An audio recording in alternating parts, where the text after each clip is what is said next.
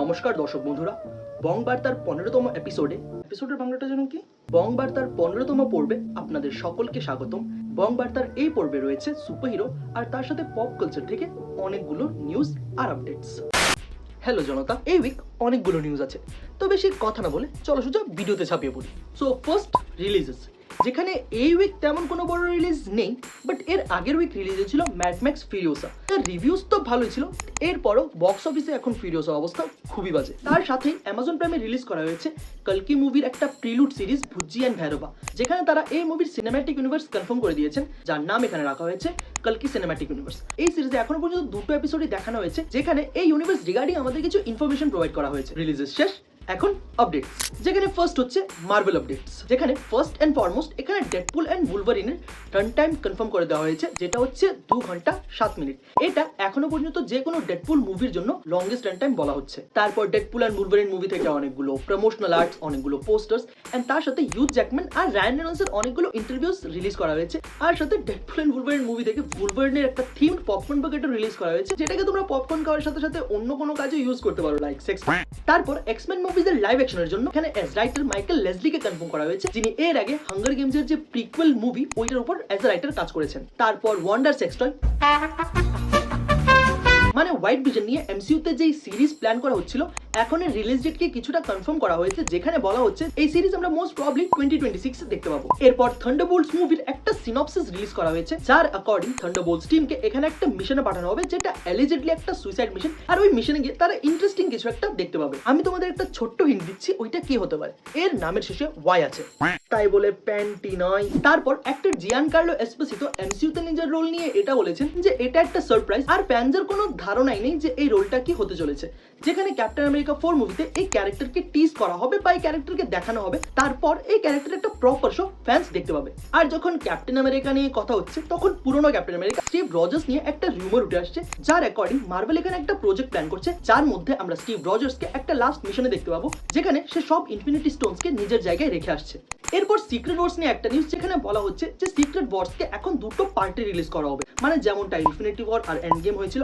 আর তার সাথে Avengers fight, মানে যেটা আগে অ্যাভেঞ্জার্স ক্যাং ডাইনেস্টি ছিল, এখন বলা হচ্ছে যে এই মুভিকে আরো গ্রাউন্ডেড রাখা হবে, মানে যেমনটা এখানে প্রথম অ্যাভেঞ্জার্স মুভি বা অ্যাভেঞ্জার্স এজ অফ আল্ট্রন ছিল ওই রকম। তারপর গোস্ট রাইডার নিয়ে একটা নিউজ, যেখানে রায়ান গসলিং এখানে এটা বলেছেন সে এমসিইউর পার্ট হতে চায় অ্যাজ গোস্ট রাইডার, মানে সে এখানে গোস্ট রাইডার ক্যারেক্টার প্লে করতে চায়। আর ব্লেড মুভি থেকে আবারও সেই একই নিউজ, যেখানে ব্লেড মুভি রাইটার আবার চেঞ্জ করা হয়েছে। তো এখন বলা হচ্ছে যে করেই হোক 2024 এ ব্লেড মুভির ফিল্মিং স্টার্ট করতে হবে, বাট এখানে কোয়েশ্চেন হচ্ছে কিভাবে স্টার্ট হবে, যার এখনো স্ক্রিপ্ট কাস্ট কিছুই ফাইনাল করা হয়নি। আর এখানে বলা হচ্ছে যে ব্লেড মুভির পর মিডনাইট সানসের যে প্রজেক্ট সেটা অনবোর্ড যাবে। তারপর কিছুদিন ধরে একটা রিউমার উঠে আসছিল, জানেন এটা কতটা ঠিক, বাট স্টিল এমসিইউতে হকাই সিরিজের সিজন 2 প্ল্যান করা হচ্ছে, যেখানে আমরা ক্লিন বার্টন মানে হকাইয়ের শিল্ড জয়েন করার আগের লাইফটা দেখতে পাবো। তারপর স্পাইডারম্যান 4 থেকে একটা নিউজ, যেখানে বলা হচ্ছে যে স্পাইডারম্যান 4 মুভিতে আমরা ভেনম দেখতে পাবো। এখানে টম হার্ডির ভেনমের কথা বলা হচ্ছে না, নো ওয়ে হোমের পর টম হার্ডি যে স্পেসিমেনটা এখানে এমসিইউতে রেখে গিয়েছিল ওইটার কথা বলা হচ্ছে। এখন সোনি স্পাইডারম্যান ইউনিভার্স আপডেটস, আর সব থেকে ক্রেজি আপডেটস এখানেই, যেখানে সব থেকে প্রথম হচ্ছে ভেনম 3। এখানে বলা হচ্ছে যে ভেনম 3 বা ভেনম দ্য লাস্ট ডান্স মুভিতে আমরা ইয়াং স্পাইডারম্যান আর তার সাথে সিম্বিয়ট গড নালকে দেখতে পাবো। আর তার সাথে ভেনম 3 প্রথম ট্রেলার মোস্ট প্রবাবলি এই উইকে রিলিজ করা হবে। তারপর সোনি স্পাইডারম্যান ইউনিভার্সের লাইভ অ্যাকশন মুভিসগুলোর মধ্যে আমরা ফাইনালি স্পাইডারম্যানকে দেখতে চলেছি, যেখানে বলা হচ্ছে এখন সোনি স্পাইডারম্যান ইউনিভার্সের লাইভ অ্যাকশন মুভিসগুলোর মধ্যে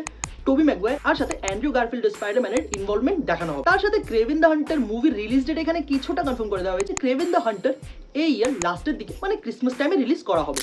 এখন ডিসি আপডেটস, এই মান্থ 14 তারিখ রিলিজ করা হবে ক্রিয়েচার কমান্ডোস অ্যানিমেটেড সিরিজ। তার সাথে ডিসির নিউ গ্রিন ল্যান্টার্ন প্রজেক্টের জন্য এখানে রাইটার্স কনফার্ম করে দেওয়া হয়েছে, যেখানে ডেমিয়ান ল্যান্ডফ আর তার সাথে ক্রিস মান্ডিকে অ্যাজ রাইটার এই প্রজেক্টের জন্য সিলেক্ট করা হয়েছে। তার সাথে এখানে জেমস গান নিজের ডিসির সুপারম্যানের 50% শুটিং কমপ্লিট করে ফেলেছে। আর কিছুদিন থেকে একটা রিউমার উঠে আসছিল দ্য বয়েজ সিজন 4 এর সব থেকে বড় হারামি মানে হোমল্যান্ডার এখন ডিসিতে এন্ট্রি নিতে যাচ্ছে, যেখানে অ্যাক্টর অ্যান্টনি স্টার ডিসিতে কোনো একটা রোলের জন্য এখানে জেমস গানের সাথে ডিসকাশনে আছে। আর যখন হোমল্যান্ডার নিয়ে কথা হচ্ছে, তখন হোমল্যান্ডার অ্যাক্টর অ্যান্টনি স্টার এখানে একটা স্টেটমেন্ট দিয়েছেন, যেখানে উনি বলেছেন যে হোমল্যান্ডার সুপারম্যানকে চাইলে চুবিয়ে মারতে পারবে, কারণ সুপারম্যান কখনো ইনোসেন্ট লোকের উপর হাত তুলবে না, আর হোমল্যান্ডার ওইসব ইনোসেন্ট লোকদেরই এখানে সুপারম্যানের against as human shield use করবে। তারপর জোকার টু নিয়ে লেডি গাগা একটা স্টেটমেন্ট দিয়েছেন যে হার্লি কুইন এখনো পর্যন্ত তার ক্যারিয়ারের সবচাইতে আলাদা রোল।